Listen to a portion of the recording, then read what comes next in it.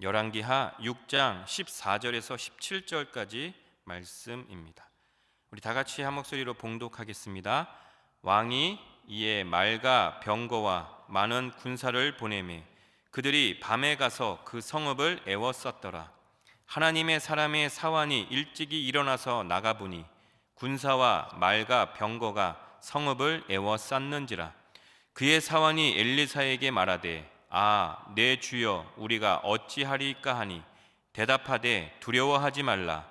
우리와 함께한 자가 그들과 함께한 자보다 많으니라 하고 기도하여 이르되 야훼여 원하건대 그의 눈을 열어서 보게 하옵소서 하니 야훼께서 그 청년의 눈을 여시매 그가 보니 불말과 불병거가 산에 가득하여 엘리사를 둘렀더라.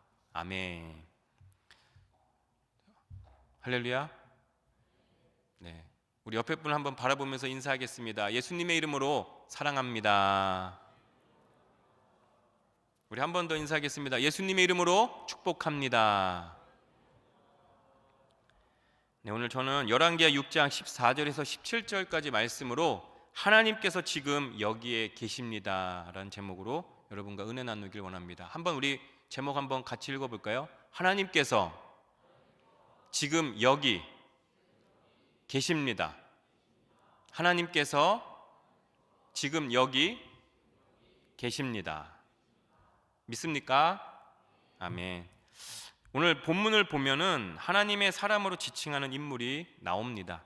바로 그 인물이 누굴까요?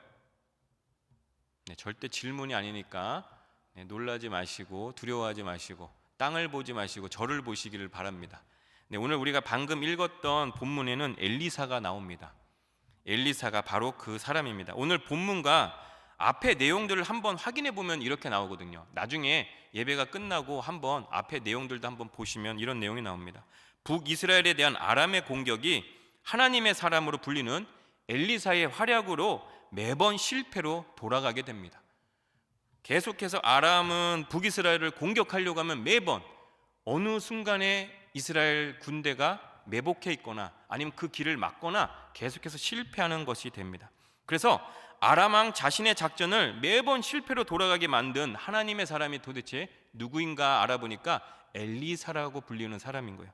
그래서 그 엘리사를 체포하기 위해 이제는 오늘 이 본문에 보면 아람 왕이 파견한 군대가 오히려 엘리사를 이제는 포위하고 있는 상황입니다. 그런데 나중에 보면 그 뒤에 또 내용을 보게 되면 엘리사가 오히려 이 아람 군대를 사마리아로 유인해서 오히려 사로잡는 그 모든 내용들이 나오게 됩니다. 그런데 우리가 한번 열왕기하 6장 13절과 14절 말씀인데 제가 한번 읽어드릴게요. 왕이 이르되 너희는 가서 엘리사가 어디 있나 보라. 내가 사람을 보내어 그를 잡으리라. 왕에게 아뢰어 이르되 보라. 그가 도단에 있도다 하나이다. 왕이 이에 말과 병거와 많은 군사를 보내매 그들이 밤에 가서 그 성읍을 에워쌌더라. 지금 엘리사가 도단에 있다는 것을 알게 된 아람 왕이 이제는 자신의 모든 일을 방해하던 엘리사를 체포하기 위하여 말과 병거와 많은 군사를 이제 도단으로 보내서 그 성읍을 에워싼 장면입니다. 또한 열왕기하 6장 15절 말씀을 보게 되면 이렇게 나와 있습니다. 하나님의 사람의 사환이 일찍이 일어나서 나가보니 군사와 말과 병거가 성읍을 에워쌌는지라. 그의 사환이 엘리사에게 말하되 내 주여 우리가 어찌하리까 하니. 일찍이 일어나서 엘리사의 사환이 자신들이 거하는 도단 성읍이 지금 상황을 보니까 아람 군대에 포위된 사실을 확인하고 너무나도 깊은 절망에 빠져 지금 자신의 주인 엘리사에게 이야기를 하고 있는 거예요. 그런데 지금 이 이야기하는 게 그냥 이야기하는 게 아니라 너무나도 탄식에 빠지고 절망에 빠진 상황을 이야기하고 있습니다. 그는 아람 군대에 의해 도단 성읍이 포위된 현실만을 바라보고 내 주여 우리가 어찌하리까라고 절망적인 탄식만을 말할 수밖에 없었던 것입니다. 그런데 한간에 여기에 이 가 흔히 얘기하는 그거라고 이야기하는 우스갯소리로 이야기를 하는데 전혀 반응이 없어서 넘어가겠습니다. 한번 해보려고 했는데 그래도 반응이 나오네요. 절대 그게 아니라는 거. 탄식의 라는 거예요. 아이스 아메리카노가 아니라 탄식적으로 지금 너무나도 지금 놀란 나머지 지금 그래도 반응이 나와 주셔서 감사합니다. 다들 크게 웃지를 않네요. 그냥 속으로만 막 웃고 있는데 그렇습니다. 너무나도 오랜만에 지금 우리 청년 예배 들어와서 적응을 못 하고 있어요. 그렇습니다. 그런데 여러분, 사람이 절망하는 것은 단지 현실 때문만은 아니라는 거예요. 지금의 현실만 가지고 봤을 때 절망을 하기도 하지만 그것만 가지고 대개 절망을 하지 않습니다. 어떠한 경우에 더 절망을 하게 되냐? 대개의 경우 스스로 포기하고 예측하여서 부정적인 판단을 내리기 때문에 절망하는 거예요. 앞으로 어떻게 일어나는 거에 대해서 내가 스스로 부정적으로 판단하고 안 좋은 쪽으로 생각하기 때문에 오히려 더 절망하기도 하는 겁니다. 하나님의 자녀들은 현실이 아무리 어려운 지경에 있을지라도 앞일을 부정적으로 예측하여 절망하면 절대로 안 되는 것입니다. 왜냐하면 그것은 오히려 불신앙과 같은 믿음을 보이기 때문인 것입니다. 그래서 어떤 성사자는 이러한 말을 했다고 합니다. 절망이라는 것보다 더한 신에 대한 불신은 없는 것이다. 그것은 신의 섭리를 믿지 못하기 때문이기 때문입니다. 사람들은 누구나 어떤 문제를 당하면 그 결과를 예측하기 마련입니다. 저 역시도 그래요. 어떠한 문제가 생기면 사실 어떻게 일어나겠지, 어떠한 결과가 되겠지 예측하기 마련입니다.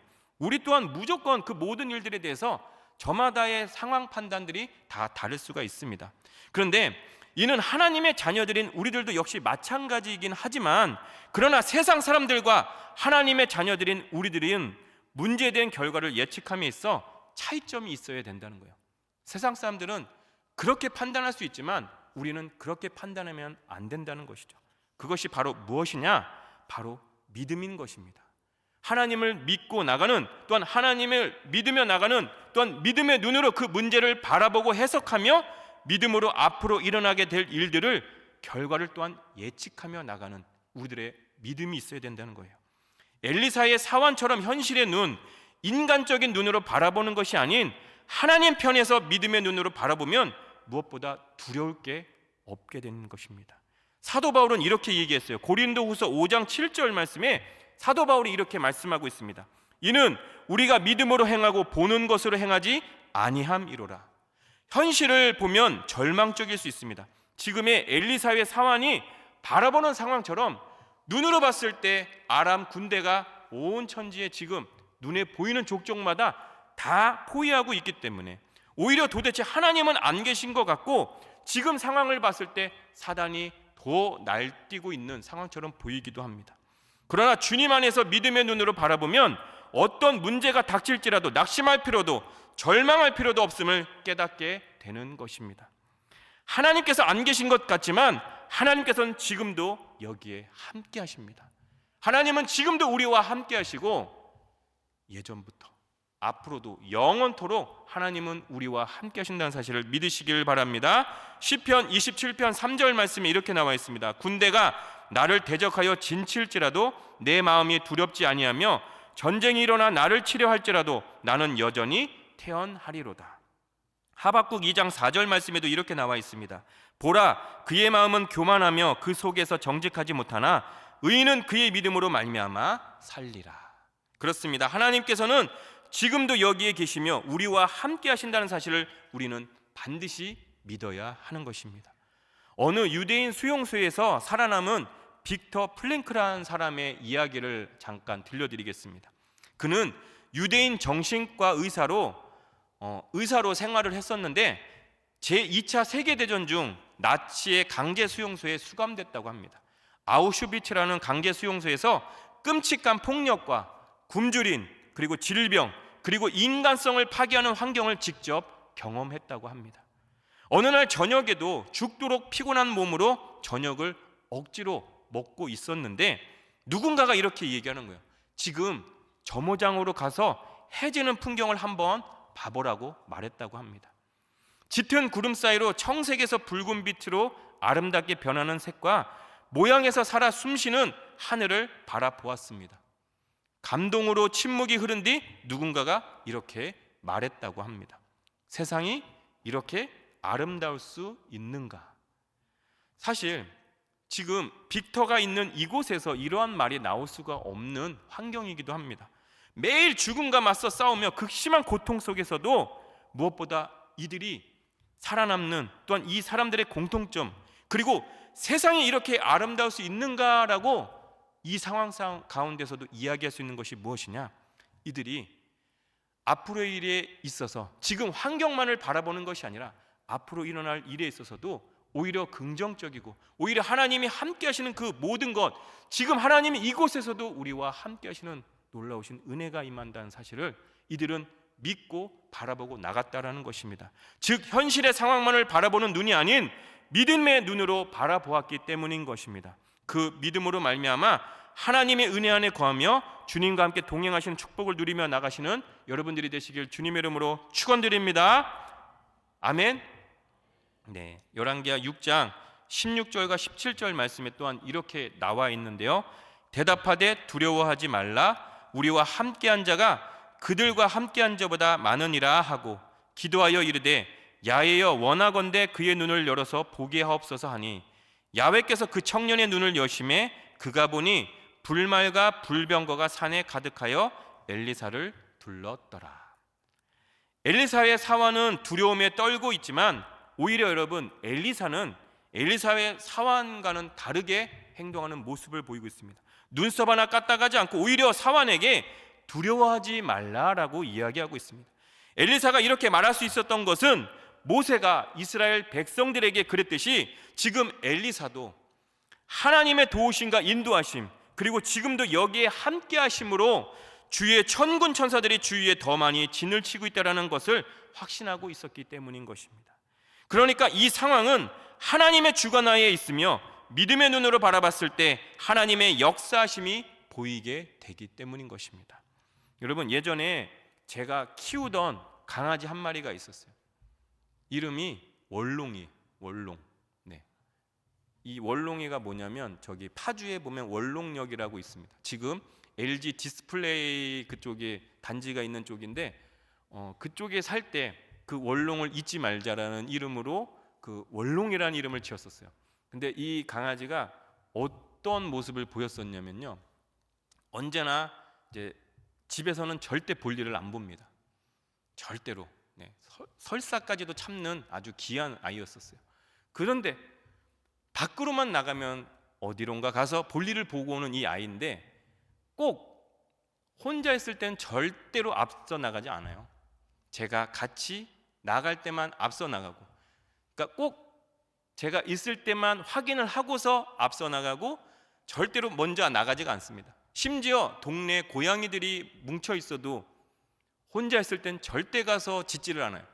그런데 제가 같이 있으면 두려운 게 없는 것 같아요. 그냥 가서 막 짖어대고 막 그러는 것 같아요. 근데 하루는 제가 한번 너무 궁금한 거예요. 저를 믿고 앞서 나가길래 제가 잠깐 가다가 뒤에 숨어봤어요. 근데 순간 자신 있게 가던 우리 월롱이가 뒤를 돌아봤는데 제가 보이지 않으니까 그렇게 자신 있던 월롱이가 순간 어디론가 저를 찾으며 나간 그 월롱이를 생각해 봤을 때 우리에게 있어서도 하나님이 언제나 우리와 함께 한다는 사실, 그걸 믿음으로 나가는 것이 필요하다는 생각을 제가 한번 설교를 준비하면서 생각하게 됐어요.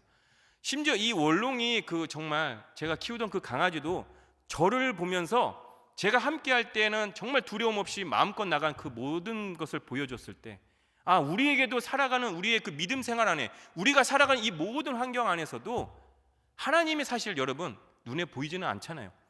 눈에 보이지 않고, 지금 제가 오늘 이 제목도 하나님이 여기에 함께 하신다는 이 제목도 사실은 눈에 보이는 하나님을 이야기하는 것이 아니라 하나님은 어제나 오늘이나 영원토록 함께 하신 하나님이 이미 우리 안에 하나님께서 함께 하신다는 것을 저는 여러분들에게 말씀드리고 싶은 거거든요. 그것을 통해서 제가 이 월롱이를 이야기하는 것이 무엇이냐, 월롱에게도 그만큼 우선 눈에 보이는 저를 의지하며 나간 거였지만 제가 보이지 않지만 제가 없는 게 아니잖아요. 그것처럼 하나님도 지금 우리 눈에 보이지는 않지만 하나님이 안 계신 게 절대로 아니라는 사실이에요. 하나님만을 우리가 의지하며 나갈 때 여러분 너무나도 좋은 건요, 좋으신 하나님은 우리를 끝까지 붙잡아 주신다는 사실입니다. 하나님의 의로운 오른손으로 우리를 끝까지 붙잡아 주시기 때문에 우리가 하나님을 믿음으로 나갈 때 반드시 하나님의 의로운 오른손을 우리를 끝까지 붙잡아 주신다는 사실을 믿으시길 바랍니다. 그래서 엘리사의 이 상황을 다시 한번 이야기했을 때 엘리사의 그 믿음의 눈과 그 사환의 믿음이 아닌 이 일반적인 눈에 여러 가지 그 상황을 보게 됐을 때 여러 가지 대조적인 모습을 보이게 됩니다. 먼저 사환의 눈으로 이야기하게 되면 사환은 도단 성읍을 에워싸고 있는 아람 군대만 보고 놀랐다라는 거예요. 이와 마찬가지로 영적인 눈을 가지지 못하고 인간적인 눈으로만 현실을 바라본다면 실패하고 두려워하고 절망할 수밖에 없다라는 겁니다. 그러나 엘리사의 눈, 그 믿음의 눈으로 이 엘리사는 자신을 보호하기 위한 하나님의 군대가 아람의 군대보다 더 크고 많으며 훨씬 강력하다는 사실을 보고 있었으며 알고 있어서 절대로 두려워하지 않았다라는 거예요. 하나님을 신뢰하는 자의 당당함과 확신에 찬 믿음으로 언제나 하나님의 함께하심과 동행하심을 경험하고 하나님의 사람으로 불리게 되는, 또한 믿음으로 기도할 때 하나님께서 들어주시는 축복을 누리게 되었다는 것입니다. 엘리사의 기도로 이제는 세상의 눈으로만 바라보던 그 사환에게 있어서, 또한 이 세상의 눈으로 현실적으로만 바라보던 사환에게도 이제 믿음의 눈으로 보일 수 있는 하나님의 응답의 역사가 임하게 됐다라는 겁니다. 그 눈으로 엄청난 불말과 불병거들이 자신들을 지켜주고 있는 상황을 이제는 엘리사의 상황까지도 보게 되었다는 거예요. 즉 이게 하나님의 사람으로 불리는 엘리사가 기도함으로 인해 그 놀라운 하나님의 역사가 임하게 된 것입니다. 즉 그는 아람 군대가 도단 성읍을 물샘 틈 없이 에워쌌으나 오히려 불말과 불병거들이 더 많이 더 강하고 산을 둘러싸고 있으면서 엘리사와 자신을 보호하고 있다는 것을 이제는 보게 되었다는 거예요. 이로 인해 사환의 마음은 두려움에서 이젠 해방되어 담대함을 가지게 되었던 것입니다. 여러분, 우리도 믿음 생활을 하다 보면 마치 엘리사의 사환이 처한 것 같은 상황에 처할 수가 있게 됩니다. 절대 안 처할 수가 없게 됩니다. 온 세상에서 나의 형편을 알아주거나 도와주는 사람은 없고 오히려 나에게 있어서 대적들만 가득 차 있는 듯 보여질 때가 있습니다. 여러분, 이러한 상황에 처하게 됐을 때 우리도 엘리사의 사환처럼 내 주여 우리가 어찌하리까라며 낙심할 수밖에 없게 될 수도 있습니다. 그러나 여러분, 비록 그러한 상황에 처할지라도 두려워하거나 절망하지 마시기를 바랍니다. 강하고 담대하게 나아가시기를 바랍니다. 믿음의 눈으로 주님만을 바라본다면 반드시 담대함을 하나님께서는 허락해 주신다는 겁니다. 주님께서는 우리를 항상 지켜보실 뿐 아니라 또한 우리를 보호하시며 우리와 항상 함께 하시기 때문인 겁니다. 사도 바울은 고린도 후서 4장 8절과 9절 말씀에 이렇게 이야기하고 있습니다. 우리가 사방으로 우겨쌈을 당하여도 쌓이지 아니하며 답답한 일을 당하여도 낙심하지 아니하며 박해를 받아도 버림받지 아니하며 거꾸로 뜨림을 당하여도 망하지 아니하고. 어떻게 이런 강하고 담대한 믿음의 고백을 사도 바울은 할 수가 있겠습니까? 그건 바로 믿음의 눈으로 예수 그리스도를 바라보았기 때문인 겁니다. 예수 그리스도께서 자신을 그 어떤 상황에서도 구원하시며 항상 함께 하신다는 것을 믿었기 때문입니다.